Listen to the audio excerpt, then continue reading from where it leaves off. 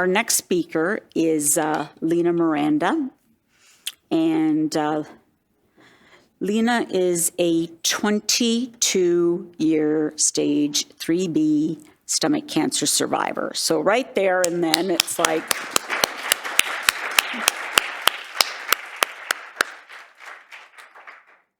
since her diagnosis, she has lived with a passion for helping others believe that while you can't control some of the things that happen in your life, you can control the way you look at them. She is a certified group fitness instructor, a corporate businesswoman, an author, a wife, and a mom. Lina has been on the board of directors for My Gut Feeling since 2019. She called us. I remember getting that phone call one day saying that she wanted to get involved with the organization. And we just kept talking and meeting, and we felt so strongly that she needed to be part of our organization because she is like the standard of hope. So I'm so happy to welcome Lina Miranda.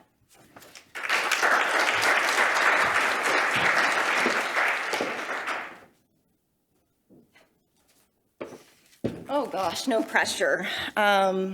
You know what, before we begin, you let it out of the hat. I am a fitness instructor, and I think we've been sitting way too long. Can I throw something in here? Okay, we're not gonna do anything fancy. Just stand and like kind of move your ankle, shift the hips around, lift up your arms. Oh my goodness, right? Yeah, just kind of shake it out. That's it, I'm not gonna make you do any dancing or anything. How do I just click? Okay.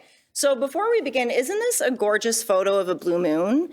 And not simply because it's the color of our cancer, right? But so I did a little research. We won't have one this year, so in 2022. And in fact, so blue moons, it's a 13th moon that we get in a calendar year. And so it happens every 2 to 3 years. So the next expected one is August 2023. Whether or not it'll be blue or not just depends on the particles in the atmosphere and whether or not there's a fire somewhere or a volcanic eruption. But hopefully it'll be blue because it's spectacular. So anyway, as Teresa said, I hit the green one. Here we go. You can't take life too seriously, so I had to throw in some jokes here, and I hope you're okay with it. But I was asked to come speak about a couple of F words. And when you think of cancer, I would bet my house on the number one word that you're thinking of right now. But that's not the word I'm going to talk about, even though I tell my daughter all the time, don't tell people how many times I say that word in a day, because I say it quite often. But I'm here to talk about two different words, and here we go. So fertility and fitness, and these are two words that are just part of my journey that I'm gonna be sharing with you today. So as Teresa mentioned, I'm a 22-year stage 3B stomach cancer survivor. So we do exist, yes. And I was 21 when I was diagnosed, so very similar to Katie. So you're all doing the math. I'm 43, yeah. Hard to believe. I just actually turned 43, and I said to my husband, how is it that I'm in my 40s already? Like, I don't know. Anyway, it's just a number. But so I'll focus a little bit on fertility and fitness, and I'll try to keep it light for you this afternoon. So going back 21 years ago, or 22 years ago, things were very, very different. And I think the amount of what we learn every year with this disease, it's just exponential. So you can imagine 21 years ago, I just want to put some context into what was going on in 2001. It was at the time that the McDonald therapy or McDonald protocol was published.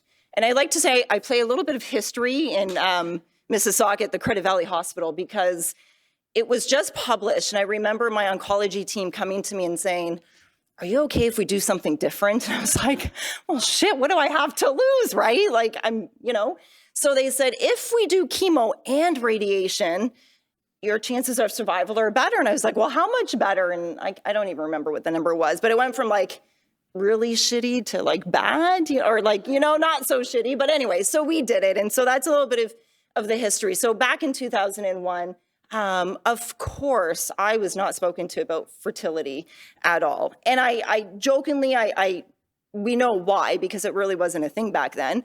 But also, too, my doctors probably looked at me and thought, well, you're not going to survive anyways. So I don't know, maybe that was part of it. But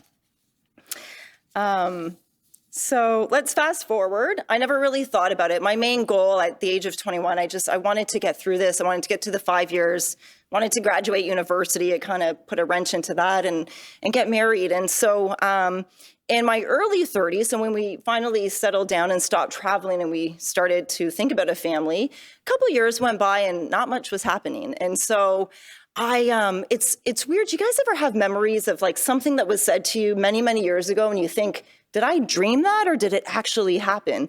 So that happened to me. And I said to my husband, I'm like, I don't think I dreamt this, but I'm pretty sure when I was going through my radiation, a radiation oncologist had said to me, I know you're not thinking about babies now, but one day, if you ever have troubles getting pregnant, just remember that you had radiation, and as careful as we are, there may have been some spatter. And so now I'm recalling this like 13 years later, and I'm thinking, I don't think I would have dreamt that. I'm not that creative in my dreams. So with that in mind, I thought, well, you know what? Maybe we should go to a fertility clinic. So we went to a fertility clinic here in Toronto, a very well-known physician. And when he went through my medical history, he kind of looked a little deflated, and he said, well, honey, we don't even know if you have viable eggs. You went through chemo and we'll see what we can do. So we went through all of the tests, and miraculously, my eggs were in great health, and he said they're fantastic, and there was no issues with my husband's sperm. So he was quite hopeful, which was really good. Being that I was already 33, he said, we'll do a couple of rounds of IUI, which is you go on a lot of drugs and you have a lot of eggs, and then they take the sperm and they put it right in the uterus, and hopefully the egg says hello to the sperm, and it happens kind of naturally, not so naturally. So after a couple of tries of that and nothing was happening, he thought it was really strange because there was a good supply of eggs and sperm was good, and we had checked my fallopian tubes, they weren't blocked, but for whatever reason my eggs weren't coming out. So then he chalked it up to possibly having abdominal scar tissue that maybe was impeding the fallopian tubes from moving. And what I didn't share is, aside from the major partial gastrectomy that I had, I also had 2 laparoscopic surgeries for bowel blockages that I had post-gastric surgery. So there was 2 laparoscopic, 1 open. So a lot of surgery going on. He said there's probably scar tissue, and so the best thing that we can possibly do is IVF. So we went ahead, and after 2 rounds, 1 miscarriage, a lot of protein and prodding and hormones and lots of money because this wasn't covered back then. We were very fortunate. And there she is. Our little miracle baby. Oh my goodness, she was such a little peanut, just over 5 pounds. She was a little tiny one. But yeah, she's fantastic. Her name is Lina, and she's actually turning 9 next month, or in January, I should say. So I guess my point here is, for all of us that are going through cancer and we're going through fertility issues and caregivers, we get bad news and we're faced with it. And there's so much, not a lot of hope sometimes, but I think it's stories like this that give us that glimmer of hope that there can be hope. And so just hang on to that regardless of what you're going through. There is hope, and miracles can happen. I'm a miracle, she's a miracle, and miracles can happen. So the picture on your left, I will go back to that because that's just after Lina was born, but I didn't actually get to hold her myself for 24 hours. And I'm going to get back to this story because the next F in my life, I think, saved my life during this whole issue that was going on. So we'll get on to the next F. There we go. So the picture on the left there, I was probably 21 and a half there.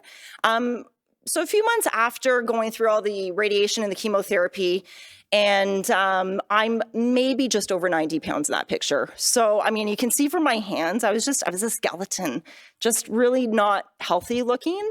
And then fast forward 15 years, the picture on the right, there I am doing some modeling for a Reebok campaign. at 130 pounds. So it took 15 years, but I did gain 40 pounds and quite healthy, hopefully. You all agree in that picture. So thank you. So what became this obsession with fitness? So this is my personal journey. And so for me, when I was going through all of the treatments and really just feeling like caca every day, I said to myself, okay, I have no idea why this happened to me in my life, and I can't control it ever not happening again. But if it ever happens again, I sure as hell will be in the best shape I am so that I can get through it. And I had mentioned I had 2 previous surgeries post my gastric surgery. And I remember my surgeon always saying, oh, you'll be in the hospital for maybe a week to 2 weeks. The next day I was up and moving, doing stairs, and I was like ready to go. And so in my mind, I was like, I'm mentally ready to go to battle, whatever comes my way. So that became my obsession with fitness. So there I am on the left, I'm teaching a body pump class. I teach here.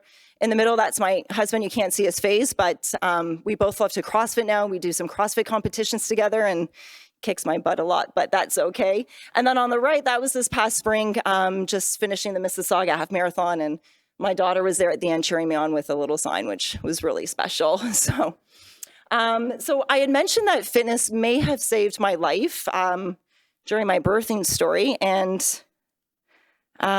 so essentially, long story short, and I don't want to get into too much, this might be interesting to yourself, Michael, but so Lina came early and I ended up in a emergency C-section. And after she came out, there was that lovely picture of her being weighed. It turned out I had undiagnosed placenta accreta. So that's essentially when the placenta doesn't detach properly, it's growing into the uterus. And so what happens to the mother is hemorrhaging. And so I started to just hemorrhage uncontrollably. And what has to happen is emergency hysterectomy.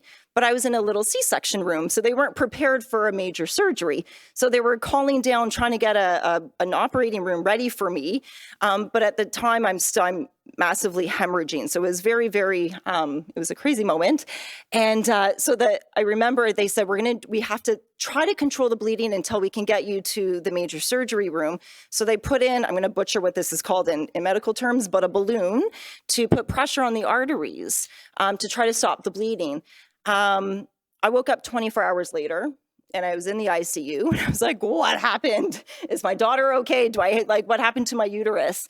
It turns out that I guess in textbook, this balloon never works. It worked in me. And so it actually was able to slow down the bleeding enough that I didn't have to have a hysterectomy. I received 19 units of blood. So the doctor the next day was looking at me and he brought in his residents and he said, I don't know if it was a level of fitness, the muscles, he goes, I don't know what happened, but you almost bled to death. We gave you 19 units of blood and you look like you just came back from vacation. Like it was like nothing happened to you. So I'm going to chalk it up that all that fitness over the years may have saved my life in that scenario. But here we are here. Teresa had mentioned I wrote an inspirational memoir a few years ago because I remember when I was 21 going through this, there was no one but old men going through this. So I really had no one to turn to. And so I thought, maybe if I put my journey onto paper, it'll help others. And so I talk about a lot of other things growing up and such. But in my last chapter, I focus on the word paradise. And what I'd like to say is that paradise, it's not a place or a thing or an actual person, but it's really a moment in time. And I think if we find those moments in time and we hang on to them, we truly have found our paradise. So there's my paradise. It's every moment I have with my family. And I hope all of you are finding your paradises and you hang on to it. So thank you for having me and for sharing my story and for, just shedding some hope and some light on all of the obstacles in your journeys. Thank you.